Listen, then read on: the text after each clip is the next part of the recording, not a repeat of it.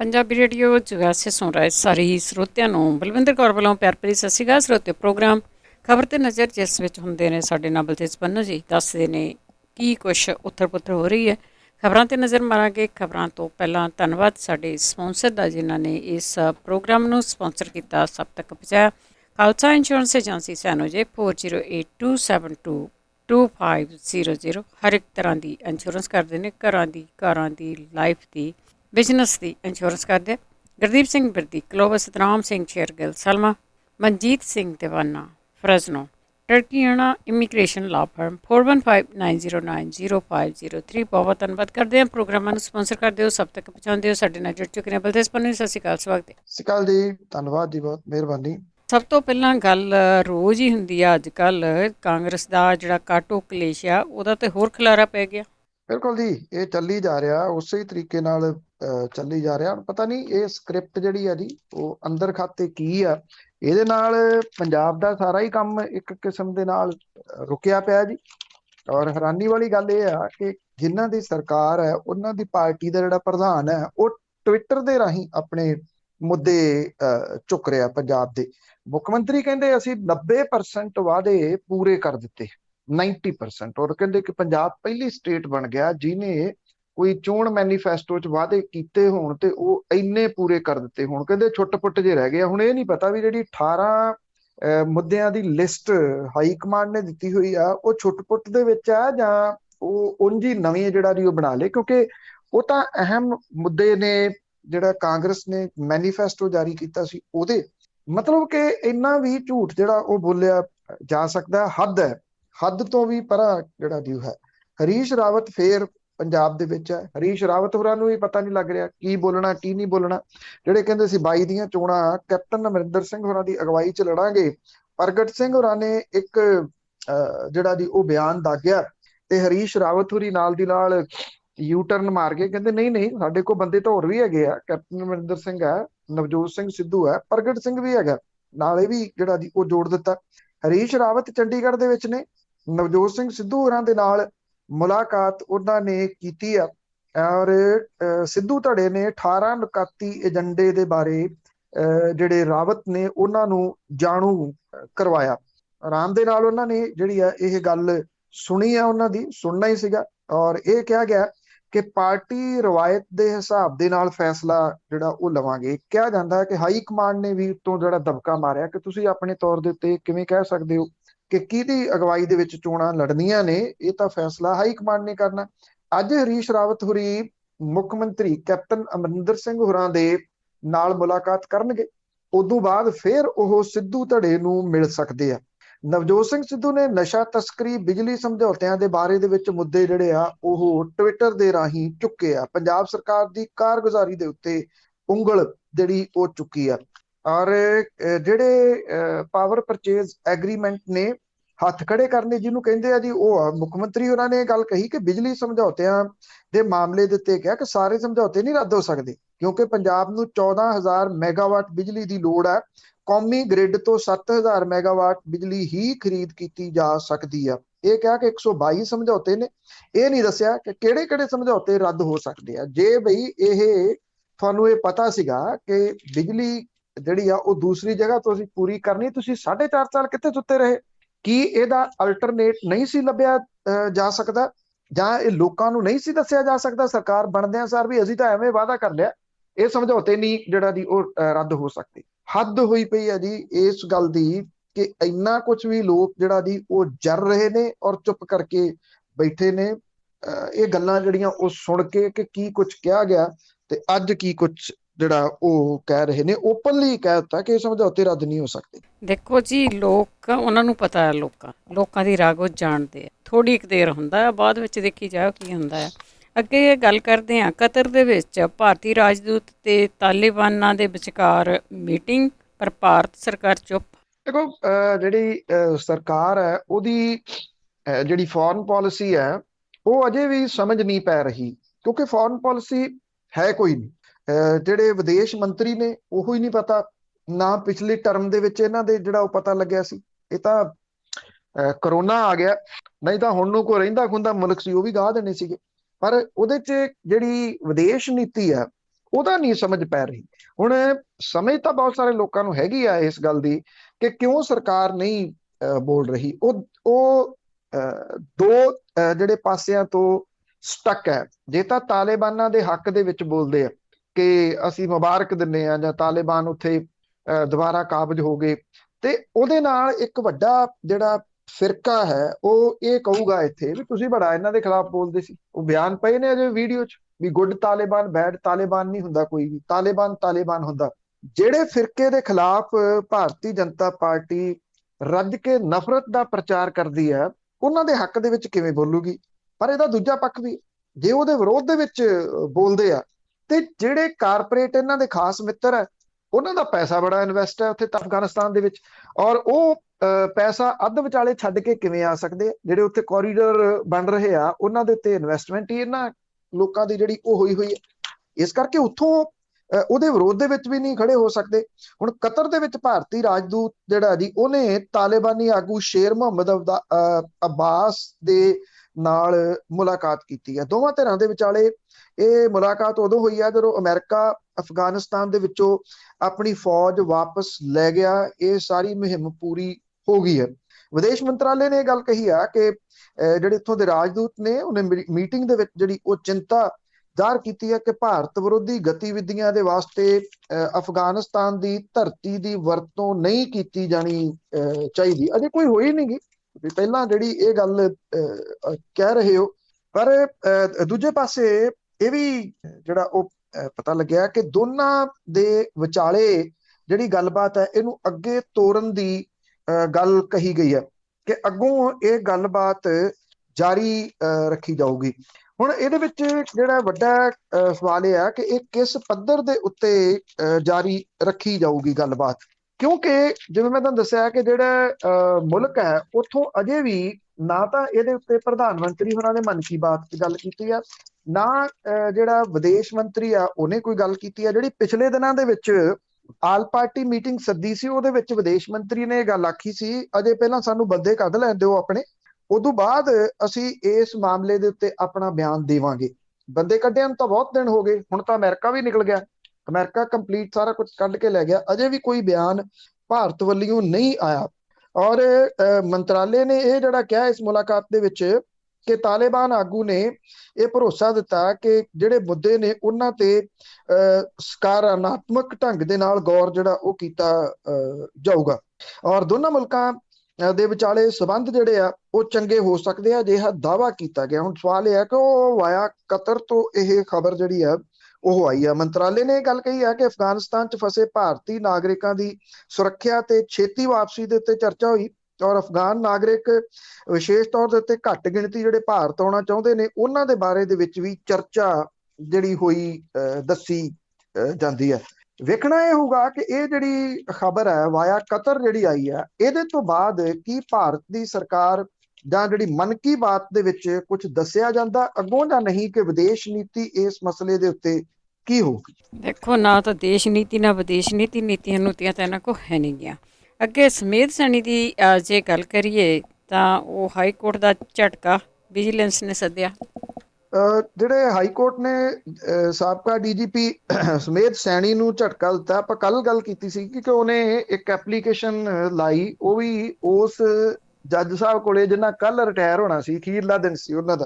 ਕਹਿੰਦੇ ਅੱਜ ਹੀ ਸੁਣ ਕੇ ਜਾਓ ਮੇਰੀ ਜਿਹੜੀ ਐਪਲੀਕੇਸ਼ਨ, ਜਿੰਨੀਆਂ ਅਰਜ਼ੀਆਂ ਲਾਈਆਂ ਸੀ ਸਾਰੀਆਂ ਰੱਦ ਕਰ ਦਿੱਤੀਆਂ ਔਰ ਮੁੱਢੋਂ ਸੁੱਢੋਂ ਰੱਦ ਕਰ ਦਿੱਤੀਆਂ ਜਿਹੜੀਆਂ ਐਪਲੀਕੇਸ਼ਨ ਸੀਗੀਆਂ। ਪਟੀਸ਼ਨਰ ਸੈਣੀ ਨੇ ਆਪਣੇ ਵਕੀਲ ਦੇ ਰਾਹੀਂ ਖੁਦ ਵਾਪਸ ਲੈ ਲਈਆਂ। ਇਹ ਕਹਿ ਕੇ ਅਸੀਂ ਸੁਣਨੀ ਨਹੀਂ ਇਹਦੇ ਉੱਤੇ ਗੱਲ।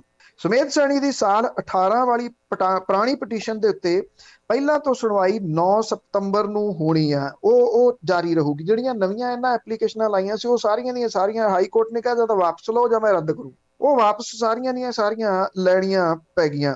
ਸਮੇਧ ਸੈਣੀ ਨੇ ਆਪਣੇ ਵਕੀਲ ਦੇ ਰਾਹੀਂ ਨਵੇਂ ਸਿਰਿਓਂ ਅਰਜ਼ੀਆਂ ਦਾਇਰ ਕਰਕੇ ਪੁਰਾਣੀ ਪਟੀਸ਼ਨ ਦੀ ਸੁਣਵਾਈ ਛੇਤੀ ਕਰਨ ਦੀ ਮੰਗ ਕਰਦੇ ਆ। 31 ਅਗਸਤ ਨੂੰ ਰਿਟਾਇਰ ਹੋ ਰਹੇ ਜੱਜ ਦੇ ਕੋਲੇ ਇਹ ਸੁਣਵਾਈ ਦੇ ਵਾਸਤੇ ਅਪੀਲ ਜਿਹੜੀ ਉਹ ਕੀਤੀ ਸੀਗੀ ਔਰ ਇਹਦੇ ਉੱਤੇ ਜਿਹੜਾ ਹਾਈ ਕੋਰਟ ਨੇ ਇਹ ਸਖਤ ਰੁਖ ਅਖਤਿਆਰ ਕੀਤਾ ਔਰ ਇਹ ਕਿਹਾ ਕਿ ਸਮੇਧ ਸੈਣੀ ਬੇਮਤਲਬ ਦੀਆਂ ਅਰਜ਼ੀਆਂ ਦਾਇਰ ਕਰਕੇ ਜੁਡੀਸ਼ਰੀ ਨੂੰ ਗੁੰਮਰਾਹ ਜਿਹੜਾ ਉਹ ਕਰ ਰਹੇ ਆ। ਜਿਹੜੇ ਸੈਣੀ ਦੇ ਵਕੀਲ ਨੇ ਜਦੋਂ ਇਹ ਟਿੱਪਣੀਆਂ ਸੁਣੀਆਂ ਤਾਂ ਉਹਨੇ ਆਪਣੀਆਂ ਅਰਜ਼ੀਆਂ ਵਾਪਸ ਲੈ ਲਈਆਂ। ਔਰ ਜਦੋਂ ਕਿ ਇੱਕ YouTube ਚੈਨਲ ਦੇ ਉੱਤੇ ਇੰਟਰਵਿਊ ਦੀ ਪੈਨ ਡਰਾਈਵ ਸੰਬੰਧੀ ਅਰਜ਼ੀ ਜੱਜ ਨੇ ਰੱਦ ਕਰਦਿਆਂ ਕਿਹਾ ਕਿ ਪੁਰਾਣੇ ਕੇਸ ਦੀ ਸੁਣਵਾਈ 9 ਸਤੰਬਰ ਨੂੰ ਹੋਊਗੀ। ਉਧਰ ਸੈਣੀ ਦੀ ਰਿਹਾਈ ਦੇ ਖਿਲਾਫ ਇੱਕ ਵੱਖਰੀ ਪਟੀਸ਼ਨ ਦੇ ਉੱਤੇ ਸੁਣਵਾਈ ਨਹੀਂ ਹੋ ਸਕੀ। ਪਟੀਸ਼ਨ 'ਚ ਇਹ ਆਖਿਆ ਗਿਆ ਕਿ ਕੇਸ ਏਕੇ ਤਿਆਗੀ ਦੇ ਸਾਹਮਣੇ ਸੁਣਵਾਈ ਲਈ ਰੱਖਿਆ ਗਿਆ ਤੇ ਇਸ ਕੇਸ ਦੀ ਸੁਣਵਾਈ 31 ਅਗਸਤ ਨੂੰ ਹੋਣੀ ਚਾਹੀਦੀ ਹੈ, ਕਿਉਂਕਿ ਜਸਟਿਸ ਤਿਆਗੀ ਪਹਿਲਾਂ ਹੀ ਕੇਸ ਦੇ ਤੱਥਾਂ ਤੋਂ ਜਾਣੂ ਨੇ ਤੇ ਉਹ ਰਿਟਾਇਰ ਹੋ ਰਹੇ ਨੇ।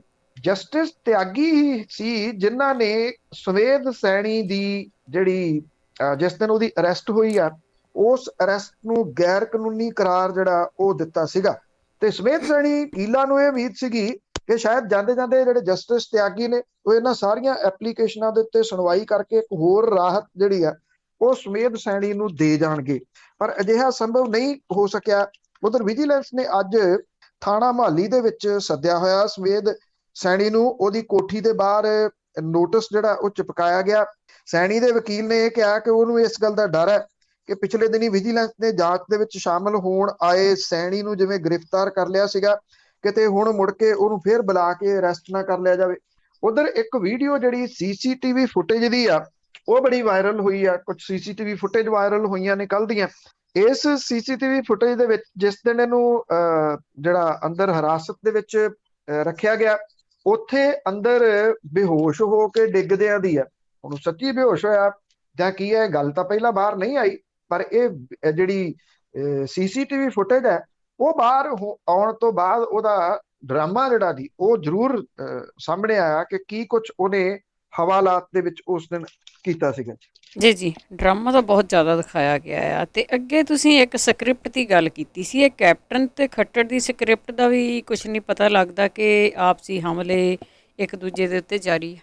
ਦੇਖੋ, ਇਹ ਤੁਸੀਂ ਕਹਿ ਲਓ ਕਿ ਸਿਆਸਤਦਾਨ ਜਿਹੜੇ ਨੇ ਉਹ ਅਸਲ ਮੁੱਦਿਆਂ ਤੋਂ ਧਿਆਨ ਡਾਈਵਰਟ ਕਰਨ ਦੇ ਵਾਸਤੇ ਜਦੋਂ ਦੱਸਦੇ ਨੇ ਵੀ ਚਾਹ ਪਾਣੀ ਤੇ ਕਿਤੇ ਇਕੱਠੇ ਹੁੰਦੇ ਆ ਤੇ ਉਦੋਂ ਫਿਰ ਇਹੀ ਗੱਲਾਂ ਕਰਦੇ ਆ ਵੀ ਤੂੰ ਮੇਰੇ ਖਿਲਾਫ ਆ ਬਿਆਨ ਦੇ ਦੀ, ਫਿਰ ਮੈਂ ਉਹਦਾ ਆ ਜਵਾਬ ਜਿਹੜਾ ਜੀ ਦਊਂਗਾ। ਇਹੋ ਜਿਹਾ ਕੁਝ ਪੰਜਾਬ ਹਰਿਆਣਾ ਦੇ ਮੁੱਖ ਮੰਤਰੀਆਂ ਦੇ ਵਿਚਾਲੇ ਚੱਲ ਰਿਹਾ। ਮਨੋਹਰ ਲਾਲ ਖੱਟਰ ਨੇ ਪੰਜਾਬ ਸਰਕਾਰ ਦੇ ਉੱਤੇ ਹਰਿਆਣਾ ਦੇ ਵਿੱਚ ਬਦਅਮਨੀ ਫੈਲਾਉਣ ਦਾ ਦੋਸ਼ ਲਾਇਆ।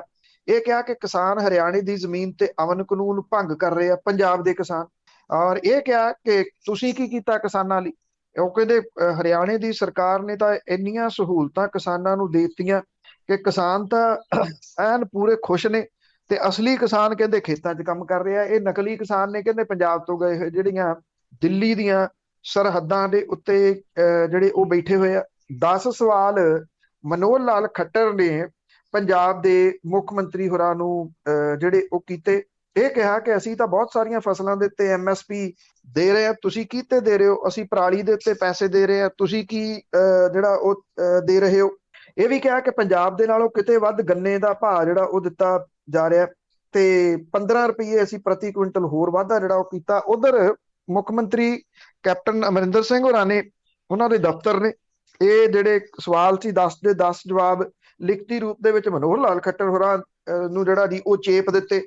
ਮਨੋਹਰ ਲਾਲ ਖੱਟਰ ਨੇ ਟਵਿੱਟਰ ਦੇ ਰਾਹੀਂ ਇਹ ਸਵਾਲ ਕੀਤੇ ਸੀਗੇ ਤੇ ਆਪਣੇ ਸੋਸ਼ਲ ਮੀਡੀਆ ਪਲੇਟਫਾਰਮਾਂ ਦੇ ਰਾਹੀਂ ਮੁੱਖ ਮੰਤਰੀ ਕੈਪਟਨ ਅਮਰਿੰਦਰ ਸਿੰਘ ਹੋਰਾਂ ਨੇ ਇਹਦੇ ਜਵਾਬ ਜਿਹੜੇ ਜੀ ਉਹ ਦਿੱਤੇ ਕਿ ਹਰਿਆਣੇ ਦੇ ਮੁੱਖ ਮੰਤਰੀ ਪੁਲਿਸ ਦੇ ਵੱਲੋਂ ਕੀਤੇ ਗਏ ਤਸ਼ੱਦਦ ਦੇ ਉੱਤੇ ਪਰਦਾ ਪਾਉਣ ਦੀ ਕੋਸ਼ਿਸ਼ ਜਿਹੜਾ ਉਹ ਕਰ ਰਹੇ ਆ। ਹਰਿਆਣੇ ਦੇ ਵਿੱਚ ਕਿਸਾਨਾਂ ਦੇ ਉੱਤੇ ਕੀਤੇ ਗਏ ਲਾਠੀ ਚਾਰਜ ਤੋਂ ਬਾਅਦ ਖੱਟਰ ਦੇ ਵੱਲੋਂ ਜਿਹੜੇ ਦਿੱਤੇ ਜਾ ਰਹੇ ਬਿਆਨ ਸੀਗੇ, ਇਹ ਕਿਹਾ ਕਿ ਭਾਜਪਾ ਦੀ ਕਿਸਾਨ ਵਿਰੋਧੀ ਮਾਨਸਿਕਤਾ ਜਿਹੜੀ ਆ ਉਹ ਪ੍ਰਗਟਾ ਦਿੱਤੀ ਆ। ਇਹਦੇ ਚ ਮੁੱਖ ਮੰਤਰੀ ਨੇ ਕਿਹਾ ਕਿ ਖੱਟੜ ਮਾਫੀ ਮੰਗਣ ਦੀ ਥਾਂ ਪੁਲਿਸ ਦਾ ਬਚਾਅ ਕਰ ਰਹੇ ਆ ਤੇ ਕਰਨਾਲ ਦੇ SDM ਦੀਆਂ ਹਦਾਇਤਾਂ ਨੂੰ ਸਹੀ ਸਾਬਤ ਜਿਹੜਾ ਉਹ ਕਰ ਰਹੇ ਆ।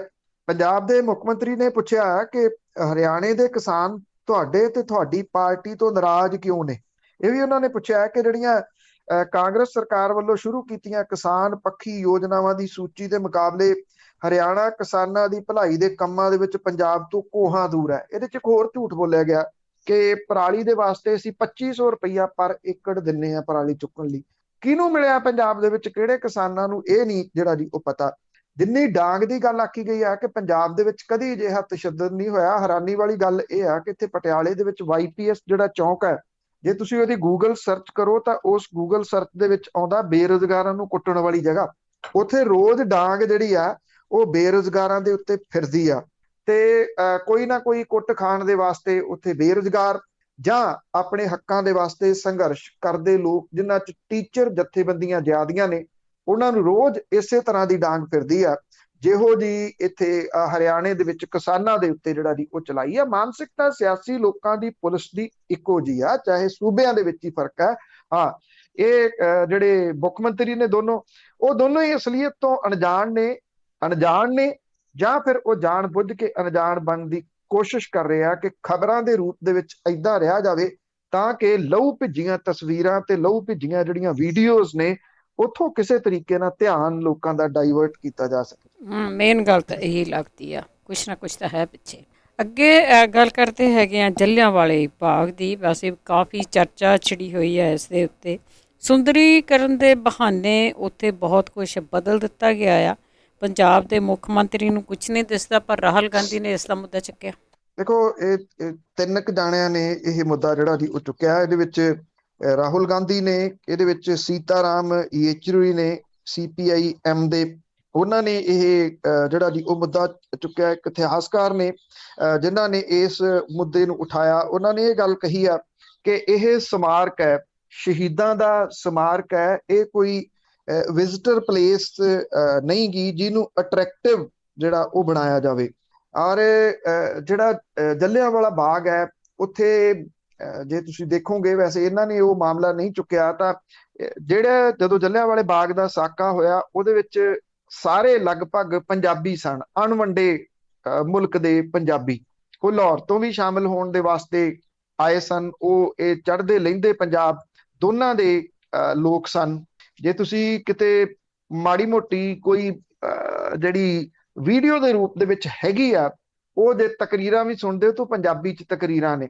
ਉੱਥੇ ਭਾਸ਼ਾ ਕੋਈ ਮਾੜੀ ਨਹੀਂ ਗੀ ਜੀ, ਜੇ ਉਹਦੇ ਉੱਤੇ ਜਿਹੜੀ ਘੱਟੋ ਘੱਟ ਪੰਜਾਬੀ ਚਾਹੀਦੀ ਸੀ, ਪੰਜਾਬ ਦੇ ਵਿੱਚ ਪੰਜਾਬੀ ਥੱਲੇ ਕਰ ਦਿੱਤੀ ਗਈ ਆ, ਉੱਤੇ ਜਿਹੜੀ ਭਾਸ਼ਾ ਹਿੰਦੀ ਕਰ ਦਿੱਤੀ ਗਈ ਆ। ਪੰਜਾਬੀ ਤੋਂ ਬਾਅਦ ਫਿਰ ਇੰਗਲਿਸ਼ ਆ। ਭਾਸ਼ਾਵਾਂ ਬਾਕੀ ਦੇ ਵਿੱਚ ਵੀ ਸਾਰਾ ਕੁਝ ਲਿਖਿਆ ਜਾਂਦਾ, ਚੰਗੀ ਗੱਲ ਸੀ। ਸੰਸਕ੍ਰਿਤ ਵੀ ਲਿਖ ਦਿੰਦੇ, ਤਾਮਿਲ, ਕੰਨੜ, ਜਿੰਨੀਆਂ ਵੀ ਭਾਸ਼ਾਵਾਂ ਨੇ ਸਾਰੀਆਂ 'ਚ ਲਿਖ ਦਿੰਦੇ, ਪਰ ਘੱਟੋ ਘੱਟ ਜਿਹੜੀ ਸੂਬੇ ਦੀ ਭਾਸ਼ਾ ਉਹ ਉੱਤੇ ਰਹਿਣੀ ਚਾਹੀਦੀ ਸੀ, ਨਹੀਂ ਹੈਗੀ। ਜਿਹੜੀਆਂ ਰਾਤ ਨੂੰ ਲੇਜ਼ਰ ਲਾਈਟਸ ਲਾਈਆਂ ਗਈਆਂ ਨੇ, ਬਹੁਤ ਰੰਗ ਬਰੰਗੀਆਂ, ਦੂਰ ਤੱਕ ਦਿਸਦੀਆਂ ਨੇ ਰੰਗ ਬਰੰਗੀਆਂ ਲੇਜ਼ਰ ਲਾਈਟਸ, ਇਹ ਇਸ ਤਰ੍ਹਾਂ ਦੀ ਜਗ੍ਹਾ ਨਹੀਂ ਹੈਗੀ। ਇਹ ਜਗ੍ਹਾ ਇਸ ਤਰ੍ਹਾਂ ਦੀ ਆ ਜਿੱਥੇ ਕਿ ਜਿਵੇਂ ਇਤਿਹਾਸਕਾਰ ਜਾਂ ਸਿਆਣੇ ਲੋਕ ਕਹਿੰਦੇ ਆ ਕਿ ਕੱਲਾ ਕੱਲਾ ਪੈਰ ਵੀ ਬੜੇ ਧਿਆਨ ਦੇ ਨਾਲ ਰੱਖਣਾ ਪੈਂਦਾ। ਹਰੇਕ ਜਗ੍ਹਾ ਦੇ ਉੱਤੇ ਸ਼ਹੀਦਾਂ ਦਾ ਖੂਨ ਉੱਥੇ ਡੁੱਲਿਆ ਹੋਇਆ, ਉਹ ਐਸੀ ਜਗ੍ਹਾ, ਉਹਨੂੰ ਸਮਾਰਕ ਨੂੰ ਜਿਹੜਾ ਇੱਕ ਵਿਜ਼ਿਟਰ ਪਲੇਸ ਬਣਾ ਦਿੱਤਾ ਗਿਆ। ਅਜੇ ਜਿਹੜੀ ਰਾਤ ਨੂੰ ਲਾਈਟ ਐਂਡ ਸਾਊਂਡ ਦੇ ਪੇਸ਼ ਕੀਤਾ ਜਾਂਦਾ, ਉਹਦਾ ਤਾਂ ਨਹੀਂ ਕੁਝ ਬਹੁਤਾ ਸਾਹਮਣੇ ਆਇਆ ਜਾਂ ਅਜੇ ਵੇਖਿਆ ਨਹੀਂ, ਕਿਉਂਕਿ ਇਸ ਕਰਕੇ ਉਹਦੇ ਉੱਤੇ ਟਿੱਪਣੀ ਨਹੀਂ ਕੀਤੀ ਜਾ ਸਕਦੀ ਜਿੰਨੀ ਦੇਰ ਤੱਕ ਉਹ ਸੁਣੀ ਨਹੀਂ, ਵੇਖੀ ਨਹੀਂ ਕਿ ਉਹਦੇ ਵਿੱਚ ਕੀ ਆ, ਉਹਦੇ 'ਚ ਕੋਈ ਤਬਦੀਲੀ ਤਾਂ ਨਹੀਂ। ਪਰ ਕੁਝ ਤਬਦੀਲੀਆਂ ਜਿਹੜੀਆਂ ਦੀ ਉਹ ਇੱਥੇ ਕੀਤੀਆਂ ਗਈਆਂ ਨੇ। ਜਿਹੜਾ ਕੋਰੀਡੋਰ ਹੈ, ਜਿਹੜਾ ਰਾਹ ਜਾਂਦਾ ਅੰਦਰ ਨੂੰ, ਉਹ ਸਾਦੀਆਂ ਕੰਧਾਂ ਸੀਗੀਆਂ ਪਹਿਲਾਂ, ਉਹਨਾਂ ਦੇ ਉੱਤੇ ਹੁਣ ਮੂਰਤੀਆਂ ਫਿੱਟ ਜਿਹੜੀਆਂ ਉਹ ਕਰ ਦਿੱਤੀਆਂ ਗਈਆਂ ਨੇ, ਉੱਭਰਵੀਆਂ ਮੂਰਤੀਆਂ। ਤਾਂ ਉਹ ਇਸ ਕਿਸਮ ਦਾ ਜਿਹੜਾ ਉਹ ਬਣਾ ਦਿੱਤਾ ਗਿਆ। ਇਹ ਠੀਕ ਹੈ ਕਿ ਇਹਦਾ ਕੁਝ ਰਿਪੇਅਰ ਵਗੈਰਾ ਜਿਹੜੀ ਉਹ ਹੋਣੀ ਚਾਹੀਦੀ ਹੈ, ਸਮੇਂ-ਸਮੇਂ ਦੇ ਉੱਤੇ ਹੁੰਦੀ ਰਹਿਣੀ ਚਾਹੀਦੀ ਹੈ। ਇੱਕ ਤਾਂ ਇਹ ਟਰਸਟ ਹੈ, ਇਹਦੇ 'ਚ ਸੂਬਾ ਸਰਕਾਰ ਕੁਝ ਕਰ ਨਹੀਂ ਸਕਦੀ। ਟਰਸਟ ਦੇ ਵਿੱਚ ਪਹਿਲਾਂ ਗਾਂਧੀ ਪਰਿਵਾਰ ਦਾ ਇੱਕ ਮੈਂਬਰ ਹੁੰਦਾ ਸੀ, ਉਹਨੂੰ ਕੱਢ ਦਿੱਤਾ ਗਿਆ। ਵਿਰੋਧੀ ਧਿਰਾਂ ਦਾ ਆਗੂ ਹੁੰਦਾ ਸੀ, ਉਹ ਕੱਢ ਦਿੱਤਾ ਗਿਆ। ਮੁੱਖ ਮੰਤਰੀ ਟਰਸਟ ਦਾ ਮੈਂਬਰ ਹੁੰਦਾ ਸੀ, ਉਹ ਕੱਢ ਦਿੱਤਾ ਗਿਆ। ਇਸ ਕਰਕੇ ਹੁਣ ਕਿਸੇ ਦਾ ਕੰਟਰੋਲ ਨਹੀਂ ਰਿਹਾ। ਉੱਥੇ ਕੁਝ ਵੀ ਜਿਹੜਾ ਚੇਂਜ ਹੋਊਗਾ ਉਹ ਪ੍ਰਧਾਨ ਮੰਤਰੀ ਦੇ ਦਫ਼ਤਰ ਤੋਂ ਹੋਊਗਾ। ਉਹਦੇ ਵਿੱਚ ਚੇਂਜ ਕਰ ਦਿੱਤਾ ਗਿਆ ਬਹੁਤ ਕੁਝ। ਸਾਡਾ ਅਵੇਸਲਾਪਨ ਹੈ, ਸਾਡੇ ਪੰਜਾਬੀਆਂ ਦਾ ਅਵੇਸਲਾਪਨ, ਸਿੱਖ ਭਾਈਚਾਰੇ ਦਾ ਅਵੇਸਲਾਪਨ ਇੰਨਾ ਹੈ ਕਿ ਸਾਡੀਆਂ ਜਿਹੜੀਆਂ ਧਾਰਮਿਕ ਥਾਵਾਂ ਸਨ ਉਹ ਇੱਕ ਇੱਕ ਕਰਕੇ ਹੌਲੀ ਹੌਲੀ ਸੰਗਮਰਮਰ ਦੇ ਰੂਪ ਦੇ ਵਿੱਚ ਤਬਦੀਲ ਕਰ ਦਿੱਤੀਆਂ ਗਈਆਂ। ਅਸੀਂ ਨਹੀਂ ਬੋਲੇ, ਤੇ ਹੁਣ ਵਾਧਾ ਜਿਹੜਾ ਜੀ ਉਹ ਸਾਡੀਆਂ ਇਹਨਾਂ ਸਮਾਰਕ ਵਾਲੇ ਪਾਸੇ ਨੂੰ ਹੋ ਗਿਆ। ਤੇ ਇਹਦੇ 'ਚ ਸਭ ਤੋਂ ਹੈਰਾਨਗੀ ਵਾਲੀ ਗੱਲ ਇਹ ਆ, ਮੁੱਖ ਮੰਤਰੀ ਹੋਰਾਂ ਨੂੰ ਇਹ ਪੁੱਛਿਆ ਗਿਆ ਕਿ ਸੁੰਦਰੀਕਰਨ ਦੇ ਉੱਤੇ ਸਵਾਲ ਉੱਠੇ ਆ। ਮੁੱਖ ਮੰਤਰੀ ਸਾਹਿਬ ਕਹਿੰਦੇ ਮੈਨੂੰ ਨਹੀਂ ਪਤਾ ਕਿ ਉੱਥੇ ਕੀ ਹਟਾਇਆ ਗਿਆ, ਪਰ ਜੋ ਕੁਝ ਬਣਾਇਆ ਗਿਆ ਮੈਨੂੰ ਇਹ ਬਿਲਕੁਲ ਜਿਹੜਾ ਉਹ ਠੀਕ ਲੱਗ ਰਿਹਾ। ਜੇ ਪ੍ਰਧਾਨ ਮੰਤਰੀ ਹੋਰੀ ਨਹੀਂ ਸਨ ਇੱਥੇ ਆਏ, ਉਹਨਾਂ ਨੇ ਵਰਚੁਅਲ ਇਹਦਾ ਉਦਘਾਟਨ ਕੀਤਾ। ਇਸ ਕਰਕੇ ਨਹੀਂ ਆਏ ਕਿ ਵਿਰੋਧ ਦਾ ਡਰ ਸੀ। ਘੱਟੋ ਘੱਟ ਮੁੱਖ ਮੰਤਰੀ ਤਾਂ ਇਹਦੇ ਉਦਘਾਟਨ ਦੇ ਮੌਕੇ ਦੇ ਉੱਤੇ ਅੰਮ੍ਰਿਤਸਰ ਪਹੁੰਚ ਸਕਦੇ ਸੀ, ਉਹ ਵੀ ਵਰਚੁਅਲ ਦੇ ਨਾਲ ਹੀ ਸ਼ਾਮਲ ਹੋਏ। ਵੀਡੀਓ ਦੇ ਰਾਹੀਂ ਉਹਨਾਂ ਨੇ ਜਲਿਆਂਵਾਲਾ ਬਾਗ ਜਾ ਕੇ ਉੱਥੇ ਇਹਦਾ ਉਦਘਾਟਨ ਕਰਨਾ ਵੀ ਜ਼ਰੂਰੀ ਨਹੀਂ ਸਮਝਿਆ, ਕਿਉਂਕਿ ਇਹਨੂੰ ਸਮਝਣ ਦੇ ਵਾਸਤੇ ਜਿਹੜਾ ਜੀ ਉਹ ਤੁਹਾਨੂੰ ਬਹੁਤ ਸੈਂਸਿਟਿਵ ਹੋਣਾ ਪੈਂਦਾ ਹੈ ਕਿ ਉਹ ਸ਼ਹੀਦਾਂ ਦੀ ਜਗ੍ਹਾ ਜਿਹੜੀ ਹੈ ਉਹਦਾ ਮਤਲਬ ਕੀ ਹੈ। ਤੇ ਬਿਨਾਂ ਕਿਸੇ ਸ਼ੱਕ ਦੇ ਜਿਹੜੇ ਵੱਡੇ ਲੋਕ ਨੇ, ਸਿਆਸੀ ਲੋਕ ਨੇ, ਉਹਨਾਂ ਨੂੰ ਇਹਨਾਂ ਚੀਜ਼ਾਂ ਦੇ ਨਾਲ ਬਹੁਤਾ ਭਾਅ ਨਹੀਂ ਹੁੰਦਾ। ਉਹ ਤਾਂ ਕੁਰਸੀਆਂ ਮਾਣਦੇ ਆ, ਉਹਨੇ ਕਿਹੜਾ ਕੁਛ ਕੀਤਾ। ਉੱਥੇ ਤਾਂ ਸ਼ਹੀਦ ਸ਼ਬਦ ਵੀ ਹਟਾ ਦਿੱਤਾ ਗਿਆ ਆ। ਅੱਗੇ ਬਨਵਾਰੀ ਲਾਲ ਪੰਜਾਬ ਦੇ ਵਿੱਚ ਕਿੱਥੋਂ ਆ ਗਏ, ਕਿੱਥੇ ਰਾਜਪਾਲ ਬਣ ਗਏ, ਇਹ ਕੀ ਮਤਲਬ ਹੋ ਸਕਦਾ ਇਸ ਦਾ? ਦੇਖੋ, ਨਵੇਂ ਰਾਜਪਾਲ ਵਜੋਂ ਬਨਵਾਰੀ ਲਾਲ ਪ੍ਰੋਹਤ ਨੇ ਸਹੁੰ ਚੁੱਕੀ ਆ। ਜਿਹੜੇ ਪੰਜਾਬ ਹਰਿਆਣਾ ਹਾਈ ਕੋਰਟ ਦੇ ਚੀਫ ਜਸਟਿਸ ਹੈ ਰਵੀ ਸ਼ੰਕਰ ਝਾ ਨੇ, ਉਹਨਾਂ ਨੂੰ ਇਹ ਅਹੁਦੇ ਦੀ ਸਹੁੰ ਜਿਹੜੀ ਸੀ ਉਹ ਚੁਕਾਈ। ਮੁੱਖ ਮੰਤਰੀ ਕੈਪਟਨ ਅਮਰਿੰਦਰ ਸਿੰਘ, ਹਰਿਆਣੇ ਦੇ ਮੁੱਖ ਮੰਤਰੀ ਮਨੋਹਰ ਲਾਲ ਖੱਟਰ, ਆ ਬਿਆਨ ਆਪਾਂ ਸਾਂਝੇ ਕਰਕੇ ਹਟੇ, ਉਸ ਸਮਾਗਮ ਦੇ ਵਿੱਚ ਇਕੱਠੇ ਸੀਗੇ। ਬਨਵਾਰੀ ਲਾਲ ਪ੍ਰੋਹਤ ਨੇ ਆਪਣੀ ਜਿਹੜੀ ਸਹੁੰ ਸੀਗੀ ਉਹ ਅੰਗਰੇਜ਼ੀ ਦੇ ਵਿੱਚ ਜਿਹੜੀ ਉਹ ਚੁੱਕੀ, ਔਰ ਅੰਗਰੇਜ਼ੀ ਦੇ ਵਿੱਚ ਸਹੁੰ ਉਹਨਾਂ ਨੇ ਜਿਹੜੇ ਸਹੁੰ ਦੇ ਫਾਰਮਾਂ ਦੇ ਉੱਤੇ ਫਿਰ ਜਿਹੜੇ ਉਹ ਦਸਤਖਤ ਕੀਤੇ। ਬਨਵਾਰੀ ਲਾਲ ਪ੍ਰੋਹਤ ਪੰਜਾਬ ਦੇ ਵਿੱਚ ਐਡੀ ਦੂਰ ਤੋਂ ਕਿਉਂ ਲਿਆਂਦੇ ਗਏ ਆ, ਇਹ ਬੜੇ ਵੱਡੇ ਜਿਹੜੇ ਉਹ ਸਵਾਲ ਖੜੇ ਨੇ। ਉਹ ਪੱਕੇ ਰੂਪ ਦੇ ਵਿੱਚ ਰਾਜਪਾਲ ਨਹੀਂ ਲਾਏ ਗਏ, ਉਹਨਾਂ ਨੂੰ ਵਾਧੂ ਚਾਰਜ ਜਿਹੜਾ ਉਹ ਦਿੱਤਾ ਗਿਆ। ਇਹ ਵਾਧੂ ਚਾਰਜ ਉਹਨਾਂ ਨੂੰ ਤਾਮਿਲਨਾਡੂ ਦੇ ਉਹ ਰਾਜਪਾਲ ਨੇ ਉੱਥੋਂ ਇੱਥੇ ਲਿਆ ਕੇ ਦਿੱਤਾ ਗਿਆ। ਜਦੋਂ ਕਿਤੇ ਰਾਜਪਾਲ ਬਦਲਣਾ ਹੁੰਦਾ ਤਾਂ ਪ੍ਰਥਾ ਇਹ ਰਹੀ ਆ ਕਿ ਨਾਲ ਦੇ ਸੂਬੇ ਵਾਲਾ ਰਾਜਪਾਲ ਉਹਨੂੰ ਵਾਧੂ ਚਾਰਜ ਦੇ ਦਿਓ ਤਾਂ ਕਿ ਕੰਮ ਦੇ ਵਿੱਚ ਸੁਖਿਆਈ ਰਹੇ। ਹਰਿਆਣੇ ਦੇ ਰਾਜਪਾਲ ਨੂੰ ਵਾਧੂ ਚਾਰਜ ਦੇਣ ਦੇ ਜਾਂ ਹਿਮਾਚਲ ਨੂੰ ਦੇਣ ਦੇ, ਜੇ ਹਿਮਾਚਲ ਦੇ ਵਿੱਚ ਲੋੜ ਹੁੰਦਾ ਪੰਜਾਬ ਦੇ ਰਾਜਪਾਲ ਨੂੰ ਵਾਧੂ ਚਾਰਜ ਦੇਣ ਦੇ, ਜਾਂ ਹਰਿਆਣੇ ਦੇ ਵਿੱਚ ਰਾਜਪਾਲ ਹਟਾਇਆ ਜਾਂਦਾ ਤੇ ਪੰਜਾਬ ਵਾਲੇ ਨੂੰ ਵਾਧੂ ਚਾਰਜ ਮਿਲ ਜਾਂਦਾ। ਇਹ ਦਫ਼ਤਰ ਉੱਥੇ ਹੀ ਨੇ ਨੇੜੇ ਨੇੜੇ, ਉਹ ਉਧਰੋਂ ਵੀ ਦੇਖ ਸਕਦਾ। ਹੁਣ ਐਡੀ ਦੂਰ ਤੋਂ ਜਿਹੜੇ ਬਨਵਾਰੀ ਲਾਲ ਪ੍ਰੋਹਤ ਹੋਰਾਂ ਨੂੰ ਇੱਥੇ ਲਿਆਉਣਾ, ਇਹਦੇ ਪਿੱਛੇ ਕੋਈ ਨਾ ਕੋਈ ਵੱਡਾ ਮਕਸਦ ਉਹ ਦਿਸ ਰਿਹਾ। ਉਹ ਵੱਡਾ ਮਕਸਦ ਕੀ ਹੋ ਸਕਦਾ, ਇਹ ਆਉਂਦੇ ਦਿਨਾਂ ਦੇ ਦੌਰਾਨ ਜਿਹੜਾ ਜੀ ਉਹ ਪਤਾ ਲੱਗੂਗਾ। ਪਰ ਇਹ ਕਿਹਾ ਜਾ ਸਕਦਾ ਹੈ ਕਿ ਜਿਹੋ ਜਿਹੇ ਹਾਲਾਤ ਪੰਜਾਬ ਕਾਂਗਰਸ ਨੇ ਬਣਾ ਦਿੱਤੇ ਜਾਂ ਬਣਾਈ ਜਾ ਰਹੇ ਨੇ, ਸਿੱਧੂ ਧੜਾ ਤੇ ਕੈਪਟਨ ਧੜਾ, ਉਹਦੇ ਨਾਲ ਇਉਂ ਲੱਗ ਰਿਹਾ ਕਿ ਸ਼ਾਇਦ ਪੰਜਾਬ ਜਿਹੜਾ ਉਹ ਰਾਸ਼ਟਰਪਤੀ ਰਾਜ ਵੱਲ ਨੂੰ ਵਧ ਰਿਹਾ। ਜੇ ਪੰਜਾਬ ਦੇ ਵਿੱਚ ਰਾਸ਼ਟਰਪਤੀ ਰਾਜ ਲੱਗਦਾ ਤਾਂ ਇਹਦਾ ਮਤਲਬ ਕਿ ਚੋਣਾਂ ਜਿਹੜੀਆਂ ਨੇ ਉਹ ਡਿਲੇ ਹੋਣਗੀਆਂ, ਚੋਣਾਂ ਅੱਗੇ ਪਾਈਆਂ ਜਾ ਸਕਦੀਆਂ ਨੇ। ਉਦੋਂ ਤੱਕ ਜਦੋਂ ਤੱਕ ਜਿਹੜੇ ਮਕਸਦ ਲਈ ਰਾਜਪਾਲ ਲਾਇਆ ਗਿਆ ਉਹਦਾ ਮਕਸਦ ਜਿਹੜਾ ਉਹ ਪੂਰਾ ਨਹੀਂ ਹੁੰਦਾ, ਮਤਲਬ ਕਿ ਉਸ ਪਾਰਟੀ ਦਾ ਮਕਸਦ ਪੂਰਾ ਨਹੀਂ ਹੁੰਦਾ, ਜਦੋਂ ਉਹਨੂੰ ਇਹ ਪਤਾ ਲੱਗ ਜਾਂਦਾ ਕਿ ਹੁਣ ਮੈਂ ਜਿੱਤਣ ਦੀ ਸਥਿਤੀ 'ਚ, ਉਦੋਂ ਤੱਕ ਇਹ ਚੋਣਾਂ ਟਾਲੀਆਂ ਜਾ ਸਕਦੀਆਂ ਨੇ। ਇੱਥੇ ਥੋੜਾ ਜਿਹਾ ਪੰਜਾਬੀਆਂ ਨੂੰ ਬੜਾ ਜਿਹੜਾ ਉਹ ਫੂਕ ਕੇ ਸਟੈਪ ਰੱਖਣ ਦੀ ਇਸ ਪੱਖੋਂ ਲੋੜ ਹੈ ਕਿ ਜੇ ਉਹ ਸਾਰੀਆਂ ਸਿਆਸੀ ਪਾਰਟੀਆਂ ਦਾ ਬਾਈਕਾਟ ਕਰਕੇ ਬਹਿ ਗਏ ਕਿ ਅਸੀਂ ਪਿੰਡਾਂ 'ਚ ਨਹੀਂ ਵੰਡ ਦੇਣਾ, ਕਿਤੇ 92 ਰਿਪੀਟ ਨਾ ਹੋ ਜੇ। 1992 ਦੇ ਵਿੱਚ ਲੋਕਾਂ ਨੇ ਨਹੀਂ, ਸਿਆਸੀ ਧਿਰਾਂ ਨੇ ਬਾਈਕਾਟ ਕਰ ਦਿੱਤਾ ਸੀਗਾ ਸਾਰੀਆਂ ਨੇ, ਅਸੀਂ ਨਹੀਂ ਚੋਣਾਂ ਲੜਦੇ। ਉਹਦੇ ਪਿੱਛੇ ਵੀ ਕਹਾਣੀਆਂ ਬਹੁਤ ਗੰਭੀਰ ਨੇ ਕਿ ਕਿਉਂ ਕੀਤਾ ਸੀਗਾ। ਤੇ ਜਿਹੜੀ ਕਾਂਗਰਸ ਦੀ ਸਰਕਾਰ ਸੀ ਉਹ 6 ਤੋਂ ਲੈ ਕੇ ਤੇ 10% ਤੱਕ ਵੋਟਾਂ ਲੈ ਕੇ ਸਰਕਾਰ ਬਣ ਗਈ, ਤੇ 92 ਤੋਂ 97 ਦੇ ਵਿੱਚ ਜੋ ਭੁਗਤਿਆ ਪੰਜਾਬ ਨੇ ਉਹ ਕਿਸੇ ਤੋਂ ਲੁਕਿਆ ਛਿਪਿਆ ਨਹੀਂਗਾ, ਕਿਉਂਕਿ ਜਿਹੜੇ ਇੰਨੇ % ਲੈ ਕੇ ਜਿਹੜੀ ਬਣੀ ਸਰਕਾਰ, ਉਹ ਆਮ ਲੋਕਾਂ ਦਾ ਕਿਉਂ ਜਿਹੜਾ ਉਹ ਸੋਚੂਗੀ। ਇਸ ਕਰਕੇ ਪੋਲੀਟੀਕਲੀ ਤੌਰ ਦੇ ਉੱਤੇ ਪੰਜਾਬ ਦੇ ਲੋਕਾਂ ਨੂੰ ਮੈਚੁਰ ਹੋਣ ਦੀ ਲੋੜ ਹੈ। ਜੇ ਉਹ ਮੈਚੁਰ ਨਾ ਹੋਏ ਤਾਂ ਇਹ ਕਿਹਾ ਜਾ ਸਕਦਾ ਹੈ ਕਿ ਇਹ ਦਸਤਕ ਜਿਹੜੀ ਹੈ ਇਹ ਕਿਸੇ ਗੰਭੀਰ ਸਥਿਤੀ ਵੱਲ ਨੂੰ ਇਸ਼ਾਰਾ ਤਾਂ ਕਰ ਰਹੀ ਹੈ। ਜੀ ਜੀ ਜੀ ਬਿਲਕੁਲ, ਲੱਗ ਗਈ ਹੈ, ਨਾਲੇ ਬੁੱਤ ਨਹੀਂ ਹੈਗਾ। ਤੇ ਅੱਗੇ ਗੱਲ ਕਰਦੇ ਹਾਂ ਪਾਵਰਕਾਮ ਦੀ। ਅਜੇ ਵੀ ਕੁੜੀਆਂ ਨੂੰ ਨੌਕਰੀ ਨਹੀਂ ਦੇ ਰਹੇ, ਕੀ ਕਾਰਨ ਹੋ ਸਕਦਾ? ਦੇਖੋ, ਬਿਜਲੀ ਮਹਿਕਮਾ ਜਿਹੜਾ ਉਹਨੂੰ ਇਉਂ ਲੱਗਦਾ ਹੈ ਕਿ ਕੁੜੀਆਂ ਖੰਭੇ ਤੇ ਨਹੀਂ ਚੜ ਸਕਦੀਆਂ। ਪਾਵਰਕਾਮ ਜਿਹੜਾ ਉਹ ਵੂਮਨ ਐਮਪਾਵਰਮੈਂਟ ਜਿਹੜੀ ਹੈ ਜੀ ਉਹਨੂੰ ਘਟਾ ਕੇ ਵੇਖ ਰਿਹਾ। ਇਹਦੇ ਤਹਿਤ ਸਵਾਲ ਇਹ ਚੁੱਕੇ ਜਾ ਰਹੇ ਆ ਵੀ ਜੇ ਕੁੜੀਆਂ ਚੰਨ ਤੇ ਜਾ ਸਕਦੀਆਂ ਨੇ, ਐਵਰੈਸਟ ਚੜ ਸਕਦੀਆਂ ਨੇ, ਖੰਭੇ ਤੇ ਚੜਨਾ ਕਿੰਨਾ ਔਖਾ। ਪਾਵਰਕਾਮ ਦੇ ਕੋਲੇ ਇਹਦਾ ਕੋਈ ਜਵਾਬ ਨਹੀਂ ਆ। ਪੰਜਾਬ ਸਰਕਾਰ ਨੇ ਨੌਕਰੀਆਂ ਦੇ ਵਿੱਚ ਔਰਤਾਂ ਨੂੰ 33% ਰਾਖਵਾਂਕਰਨ ਦਿੱਤਾ ਹੋਇਆ, ਜਦੋਂ ਕਿ ਬਿਜਲੀ ਮਹਿਕਮਾ ਇਹ ਕਹਿ ਰਿਹਾ ਕਿ ਸਹਾਇਕ ਲਾਈਨਮੈਨਾਂ ਦੀ ਭਰਤੀ 'ਚ ਕੁੜੀਆਂ ਨੂੰ 33% ਰਾਖਵੇਂਕਰਨ ਤੋਂ ਛੋਟ ਦਿੱਤੀ ਜਾਵੇ। ਔਰ ਪਾਵਰਕਾਮ ਦੇ ਜਿਹੜੇ ਮੁੱਖ ਇੰਜੀਨੀਅਰ ਨੇ ਉਹਨੇ ਪੰਜਾਬ ਸਰਕਾਰ ਨੂੰ ਚਿੱਠੀ ਲਿਖੀ ਆ ਕਿ ਪਾਵਰਕਾਮ ਦੇ ਵੱਲੋਂ ਸਹਾਇਕ ਲਾਈਨਮੈਨਾਂ ਦੀਆਂ 1700 ਅਸਾਮੀਆਂ ਦੀ ਭਰਤੀ ਲਈ 21 ਫਰਵਰੀ 2021 ਨੂੰ ਜਨਤਕ ਨੋਟਿਸ ਦਿੱਤਾ ਗਿਆ ਸੀਗਾ। ਹੁਣ ਵਿਸਥਾਰ ਦੇ ਵਿੱਚ ਐਡਵਰਟਾਈਜ਼ਮੈਂਟ ਦਿੱਤੀ ਜਾਣੀ ਆ। ਚਿੱਠੀ 'ਚ ਲਿਖਿਆ ਗਿਆ ਕਿ ਸਹਾਇਕ ਲਾਈਨਮੈਨ ਦੀ ਅਸਾਮੀ ਟੈਕਨੀਕਲ ਹੈ, ਜਿਹਦੇ ਵਿੱਚ ਮੁਲਾਜ਼ਮ ਨੇ ਹਾਈ ਵੋਲਟੇਜ ਲਾਈਨਾਂ ਤੇ ਕੰਮ ਕਰਨਾ ਹੁੰਦਾ, ਤੇ ਇਹਦੇ ਵਾਸਤੇ ਔਰਤਾਂ ਲਈ ਕੰਮ ਕਰਨਾ ਸੌਖਾ ਨਹੀਂਗਾ। ਭਾਵ ਕਿ ਸਹਾਇਕ ਲਾਈਨਮੈਨ ਨੂੰ ਖੰਭੇ ਤੇ ਚੜ੍ਹਨਾ ਪੈਂਦਾ, ਜਿਹੜੇ ਕੁੜੀਆਂ ਦੇ ਵੱਸ ਦਾ ਰੋਗ ਨਹੀਂ। ਇਹ ਚਿੱਠੀ 'ਚ ਲਿਖਿਆ ਹੈ। ਪਾਵਰਕਾਮ ਨੇ ਸਮਾਜਿਕ ਸੁਰੱਖਿਆ ਤੇ ਇਸਤਰੀ ਬਾਲ ਵਿਕਾਸ ਵਿਭਾਗ ਦੇ ਵੱਲੋਂ ਔਰਤਾਂ ਲਈ 33% ਰਾਖਵੀਕਰਨ ਲਈ 26 ਅਕਤੂਬਰ 2020 ਨੂੰ ਚਿੱਠੀ ਜਿਹੜੀ ਉਹ ਜਾਰੀ ਕਰਦਿਆਂ ਹੋਇਆ ਔਰਤਾਂ ਦੀ 33% ਰਾਖਵੀਕਰਨ ਤੋਂ ਛੋਟ ਦੀ ਮੰਗ ਕੀਤੀ ਹੈ। ਆਂਧਰਾ ਪ੍ਰਦੇਸ਼ ਤੇ ਤੇਲੰਗਾਨਾ ਦੇ ਵਿੱਚ ਵੱਡੀ ਗਿਣਤੀ ਦੇ ਵਿੱਚ ਔਰਤਾਂ ਲਾਈਨਮੈਨ ਨੇ। ਔਰ ਤੇਲੰਗਾਨਾ ਦੇ ਵਿੱਚ ਜਦੋਂ ਸਾਲ 19 ਦੇ ਵਿੱਚ ਕੁੜੀਆਂ ਨੂੰ ਭਰਤੀ ਕਰਨ ਤੋਂ ਨਾ ਕੀਤੀ ਸੀ, ਤਾਂ ਉਦੋਂ ਹਾਈ ਕੋਰਟ ਦੇ ਦਖਲ ਤੋਂ ਬਾਅਦ ਕੁੜੀਆਂ ਨੂੰ ਲਾਈਨਮੈਨ ਭਰਤੀ ਜਿਹੜਾ ਉਹ ਕਰਨਾ ਪਿਆ ਸੀਗਾ। ਔਰ ਉਸ ਵੇਲੇ ਦੋ ਕੁੜੀਆਂ ਜਿਹੜੀਆਂ ਸੀਗੀਆਂ ਵੀ ਭਾਰਤੀ ਤੇ ਬਾਬੂਰੀ ਸਿਰੇਸ਼ਾ ਨੇ ਬਿਜਲੀ ਤੇ ਖੰਭੇ ਤੇ ਚੜ੍ਹਨ ਦੀ ਪ੍ਰੀਖਿਆ ਵੀ ਜਿਹੜੀ ਉਹ ਪਾਸ ਕੀਤੀ ਸੀਗੀ। ਹੁਣ ਜਾਂ ਤਾਂ ਇਹ ਤੁਸੀਂ ਕਹਿ ਲਓ ਕਿ ਇਹ ਉਲਝਾਉਣ ਦਾ ਮਾਮਲਾ ਵੀ ਹੋ ਸਕਦਾ ਕਿ ਇਹਨੂੰ ਹਾਈ ਕੋਰਟ ਦੇ ਵਿੱਚ ਚੁਣੌਤੀ ਮਿਲ ਜੇ ਇਸ ਚਿੱਠੀ ਨੂੰ, ਤੇ ਫਿਰ ਸਰਕਾਰ ਭਰਤੀ ਕਰਨ ਤੋਂ ਬਚ ਜੂਗੀ। ਕਿਉਂਕਿ ਸਰਕਾਰ ਐਸੇ ਡਰਾਮੇ ਕਰ ਰਹੀ ਆ ਇਸ ਸਭ ਕਾਸੇ ਦੇ ਵਿੱਚ ਕਿ ਕਿਸੇ ਤਰੀਕੇ ਦੇ ਨਾਲ ਭਰਤੀ ਜਿੱਥੇ ਵੀ ਹੁੰਦੀ ਆ, ਇਹ ਚੈਲੰਜ ਹੋ ਜੇ ਅਦਾਲਤ ਦੇ ਵਿੱਚ ਤੇ ਉਹ ਲਾ ਦੇਵੇ ਸਟੇ, ਤੇ ਫਿਰ ਦੇਖਾਂਗੇ ਵੀ ਅਗਲੀ ਸਰਕਾਰ ਜਿਹੜੀ ਉਹ ਕਿਹਦੀ ਆਉਂਦੀ ਆ, ਉਹ ਭਰਤੀ ਕਰਦੀ ਆ ਜਾਂ ਨਹੀਂ। ਇਹ ਉਸ ਡਰਾਮੇ ਦਾ ਪਾਰਟ ਇੱਕ ਹੋ ਸਕਦਾ, ਸੰਭਾਵੀ ਰੂਪ ਦੇ ਵਿੱਚ ਲਿਖੀ ਗਈ ਜਿਹੜੀ ਚਿੱਠੀ ਹੈ। ਬਿਲਕੁਲ ਜੀ, ਕਈ ਐਪੀਸੋਡ ਚੱਲਦੇ ਆ ਪੰਜਾਬ ਦੇ ਵਿੱਚ ਸਿਆਸਤ ਦੇ ਵਿੱਚ, ਤੇ ਅੱਗੇ ਗੱਲ ਕਰਦੇ ਆ ਅਖੀਰ ਦੇ ਵਿੱਚ ਪੰਜਾਬ ਦੇ ਵਿੱਚ ਜਿਹੜਾ ਕਿਸਾਨਾਂ ਦਾ ਸੰਘਰਸ਼ ਆ ਉਸ ਨੂੰ 11 ਮਹੀਨੇ ਪੂਰੇ ਹੋ ਗਏ। ਬਿਲਕੁਲ ਜੀ, ਇਹ 32 ਕਿਸਾਨ ਜਥੇਬੰਦੀਆਂ ਦੇ ਵੱਲੋਂ ਕੇਂਦਰੀ ਖੇਤੀ ਕਾਨੂੰਨਾਂ ਦੇ ਖਿਲਾਫ ਵਿੱਢਿਆ ਜਿਹੜਾ ਅੰਦੋਲਨ ਸੀਗਾ ਜੀ, 11 ਮਹੀਨੇ ਉਹਨੂੰ ਪੂਰੇ ਹੋ ਗਏ ਆ।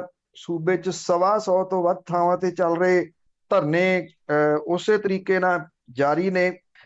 ਜਿਹੜੇ ਅੰਦੋਲਨਕਾਰੀ ਅੱਜ ਵੀ ਸਿਰੜ ਦੇ ਪੱਕੇ ਨੇ, ਉਹ ਟੋਲ ਪਲਾਜ਼ਿਆਂ ਤੇ ਉਦਾਂ ਹੀ ਬੈਠੇ ਆ 11 ਮਹੀਨਿਆਂ ਤੋਂ। ਰਿਲਾਇੰਸ ਪੰਪਾਂ ਦੇ ਬਾਹਰ ਬੈਠੇ ਆ, ਕਾਰਪੋਰੇਟ ਮਾਲਸ, ਰੇਲਵੇ ਪਾਰਕ ਭਾਜਪਾ ਆਗੂਆਂ ਦੇ ਘਰਾਂ ਦੇ ਸਾਹਮਣੇ 11 ਮਹੀਨੇ ਤੋਂ ਬੈਠੇ ਨੇ। ਔਰ 600 ਤੋਂ ਵੱਧ ਕਿਸਾਨ ਜਿਹੜੇ ਆ ਇਸ ਅੰਦੋਲਨ ਦੇ ਦੌਰਾਨ ਜਿਹੜਾ ਦਿੱਲੀ ਦੀਆਂ ਸਰਹੱਦਾਂ ਤੇ ਵੀ ਆ ਸ਼ਹੀਦ ਹੋ ਚੁੱਕੇ ਹੋਏ ਨੇ। ਅੰਦੋਲਨ ਨੇ ਭਾਜਪਾ ਤੇ ਇਹਦੇ ਸਹਿਯੋਗੀਆਂ ਦੇ ਜਿਹੜੇ ਫੇਸ ਨੇ ਉਹ ਦੁਨੀਆ ਦੇ ਸਾਹਮਣੇ ਲਿਆਂਦੇ ਨੇ ਕਿ ਕਿਵੇਂ ਕਿਸਾਨਾਂ ਦੇ ਨਾਲ ਜਿਹੜਾ ਉਹ ਧੱਕਾ ਹੋ ਰਿਹਾ। ਹਰਿਆਣਾ ਸਰਕਾਰ ਨੇ ਗੈਰ ਕਾਨੂੰਨੀ ਹੁਕਮ ਦੇਣ ਵਾਲੇ ਜਿਹੜੇ ਪੁਲਿਸ ਅਧਿਕਾਰੀਆਂ ਦੇ ਖਿਲਾਫ ਕਾਰਵਾਈ ਕਰਨ ਦੀ ਜਗ੍ਹਾ ਦੇ ਉੱਤੇ 100 ਕਿਸਾਨਾਂ ਦੇ ਖਿਲਾਫ ਕੇਸ ਦਰਜ ਜਿਹੜੇ ਆ ਉਹ ਕੀਤੇ ਆ ਕੱਲ ਹੀ। ਅਜੇ ਜਿਹੜਾ ਤੁਸੀਂ ਅੰਦਾਜ਼ਾ ਲਾਓ, ਮਤਲਬ ਕਿ 11 ਮਹੀਨੇ ਮੁਕੰਮਲ ਹੋਣ ਦੇ ਬਾਵਜੂਦ ਜਿਹੜੀਆਂ ਸਰਕਾਰਾਂ ਨੇ ਉਹ ਦਬਾਉਣ ਦੇ ਯਤਨਾਂ ਦੇ ਵਿੱਚ ਨੇ ਕਿ ਕਿਹੜੇ ਤਰੀਕੇ ਦੇ ਨਾਲ ਦਬਾਇਆ ਜਾ ਸਕੇ। ਪਰ ਮੈਂ ਕੱਲ ਵੀ ਗੱਲ ਕੀਤੀ ਸੀ ਵੀ ਜਿਹੜੇ ਕਿਸਾਨ ਨੇ ਇਹ ਇੱਕ ਇਸ ਤਰ੍ਹਾਂ ਦਾ ਵਰਗ ਹੈ ਜਿਹੜਾ ਕਿ ਗੇਂਦ ਆ ਇੱਕ, ਵੀ ਜਦੋਂ ਤੁਸੀਂ ਕੰਧ ਦੇ ਉੱਤੇ ਮਾਰਦੇ ਹੋ ਤੇ ਉਹ ਉਨੀ ਤੇਜ਼ੀ ਦੇ ਨਾਲ ਵਾਪਸ ਆਉਂਦੀ ਹੈ। ਹੁਣ ਜਿਹੜੀਆਂ ਬਹੁਤੀਆਂ ਨਿਗਾਹਾਂ ਨੇ ਉਹ ਲੱਗੀਆਂ ਹੋਈਆਂ ਨੇ 5 ਸਤੰਬਰ ਦੇ ਮੁਜ਼ੱਫਰਨਗਰ ਦੇ ਵਿੱਚ ਹੋਣ ਵਾਲੀ ਮਹਾਪੰਚਾਇਤ ਦੇ ਉੱਤੇ। ਇਹ ਜਿਹੜੀ ਮਹਾਪੰਚਾਇਤ ਹੈ ਇਹ ਇੱਕ ਸੰਘਰਸ਼ ਜਿਹੜਾ ਹੈ, ਕਿਸਾਨ ਸੰਘਰਸ਼ ਹੈ, ਉਹਦੇ ਵਾਸਤੇ ਇੱਕ ਨਵਾਂ ਪੜਾਅ ਹੋਣਾ। ਉਹ ਇਸ ਪੱਖੋਂ ਜਿਹੜਾ ਨਵਾਂ ਪੜਾਅ ਹੋਣਾ ਕਿ ਉੱਤਰ ਪ੍ਰਦੇਸ਼ ਦੇ ਵਿੱਚ ਚੋਣਾਂ ਹੋਣੀਆਂ ਨੇ, ਪੰਜਾਬ ਦੇ ਨਾਲ ਹੀ 5 ਜਿਹੜੀਆਂ ਰਾਜਾਂ ਚੋਣਾਂ ਹੋਣੀਆਂ ਨੇ, ਉਹਦੇ ਵਿੱਚ ਉੱਤਰ ਪ੍ਰਦੇਸ਼ ਇੱਕ ਹੈ। ਉੱਤਰ ਪ੍ਰਦੇਸ਼ ਵੱਡਾ ਸੂਬਾ, ਔਰ ਇਸ ਕਰਕੇ ਉੱਤਰ ਪ੍ਰਦੇਸ਼ ਦੀਆਂ ਚੋਣਾਂ ਹਰ ਹਾਲਤ ਦੇ ਵਿੱਚ ਭਾਜਪਾ ਜਿੱਤਣਾ ਚਾਹੁੰਦੀ ਹੈ। ਕਿਸਾਨ ਆਪਣਾ ਮੋਰਚਾ ਜਿਹੜਾ ਜੀ ਉਹ ਉਸ ਪਾਸੇ ਵੱਲ ਨੂੰ ਹੁਣ ਮੋੜ ਰਹੇ ਆ। ਕੱਲ ਵੀ ਜਿਹੜੇ ਜਿੰਨੇ ਭਾਸ਼ਣ ਹੋਏ ਨੇ ਉਹਨਾਂ ਦੇ ਵਿੱਚ ਕਿਸਾਨਾਂ ਨੇ ਇਹ ਗੱਲ ਆਖੀ ਹੈ ਕਿ ਜਿਹੜੇ ਹਰ ਘਰ ਦੇ ਵਿੱਚੋਂ ਉੱਥੇ ਮੁਜ਼ੱਫਰਾਬਾਦ ਦੇ ਵਿੱਚ ਕੋਈ ਨਾ ਕੋਈ ਮੈਂਬਰ ਜਿਹੜਾ ਉਹ ਪਹੁੰਚਣਾ ਚਾਹੀਦਾ। ਕਿੰਨੇ ਕੁ ਇਕੱਠ ਹੋਊਗਾ ਇਹ ਕਿਹਾ ਜਾ ਰਿਹਾ ਕਿ ਰਿਕਾਰਡ ਤੋੜ ਇਕੱਠ ਉੱਥੇ ਹੋ ਸਕਦਾ ਹੈ। ਸੋ ਇਹ 12ਵੇਂ ਮਹੀਨੇ ਭਾਵ ਕਿ ਸਾਲ ਮੁਕੰਮਲ ਹੋਣ ਵੱਲ ਨੂੰ ਪੰਜਾਬ ਦੇ ਵਿੱਚ ਕਿਸਾਨਾਂ ਦਾ ਸੰਘਰਸ਼ ਤੁਰ ਪਿਆ। ਜਿਹੜੇ ਐਜੀਟੇਸ਼ਨਸ ਨੇ ਉਹਨਾਂ ਦੇ ਵਿੱਚ ਸਭ ਤੋਂ ਲੰਬੀਆਂ ਚੱਲਣ ਵਾਲੀਆਂ ਐਜੀਟੇਸ਼ਨਸ ਦੇ ਵਿੱਚੋਂ ਇੱਕ ਕਿਸਾਨ ਸੰਘਰਸ਼ ਜਿਹੜਾ ਉਹ ਬਣ ਗਿਆ ਹੋਇਆ। ਕਿੰਨੀ ਦੇਰ ਅਜੇ ਹੋਰ ਚੱਲਣਾ ਇਹ ਕੁਛ ਨਹੀਂ ਜਿਹੜਾ ਜੀ ਉਹ ਪਤਾ, ਪਰ ਇੰਨਾ ਜ਼ਰੂਰ ਹੈ ਕਿ ਚਾਹੇ ਤੁਸੀਂ ਕਿਸੇ ਟੋਲ ਪਲਾਜ਼ੇ ਤੋਂ ਲੰਘਦੇ ਹੋ, ਕਿਸੇ ਮਾਲ ਦੇ ਬਾਹਰੋਂ ਲੰਘਦੇ ਹੋ, ਉੱਥੇ ਬੈਠੇ ਲੋਕ ਜਿਹੜੇ ਨੇ ਉਹਨਾਂ ਦੇ ਚਿਹਰਿਆਂ ਦੇ ਉੱਤੇ ਇਸ ਗੱਲ ਦੀ ਭੋਰਾ ਸ਼ਿਕਨ ਨਹੀਂ ਕਿ ਕਿੰਨੇ ਮਹੀਨੇ ਉਹਨਾਂ ਨੂੰ ਇੱਥੇ ਬੈਠਿਆਂ ਨੂੰ ਹੋ ਗਏ ਆ ਤੇ ਕਿੰਨੇ ਮਹੀਨੇ ਉਹਨਾਂ ਨੂੰ ਅਜੇ ਹੋਰ ਬੈਠਣਾ ਪੈ ਸਕਦਾ। ਜੀ ਜੀ, ਮੇਰੇ ਖਿਆਲ 'ਚ ਜਦੋਂ ਤੱਕ ਸਰਕਾਰ ਨਹੀਂ ਬਦਲਦੀ ਉਹਨਾਂ ਚਿਰ ਤੋਂ ਬੈਠਣਗੇ। ਬਹੁਤ ਬਹੁਤ ਧੰਨਵਾਦ ਬਲਤੇਜ ਪੰਨੂ। ਮਿਹਰਬਾਨੀ ਜੀ, ਧੰਨਵਾਦ ਜੀ, ਸਤਿ ਸ਼੍ਰੀ ਅਕਾਲ। ਸਤਿ ਸ਼੍ਰੀ ਅਕਾਲ ਜੀ। ਤੇ ਸਰੋਤੇ ਸਨ ਬਲਤੇਜ ਪੰਨੂ ਸਾਡੇ ਨਾਲ ਜੁੜਦੇ ਨੇ, ਕਰਦੇ ਨੇ ਖਬਰਾਂ। ਇਸੇ ਦੇ ਨਾਲ ਸਾਡਾ ਅੱਜ ਦਾ ਬੁਲੇਟਿਨ ਇੱਥੇ ਸਮਾਪਤ। ਬਲਵਿੰਦਰ ਕੌਰ ਵੱਲੋਂ ਆਪ ਸਭ ਨੂੰ ਪਿਆਰ ਭਰੀ ਸਤਿ ਸ਼੍ਰੀ ਅਕਾਲ।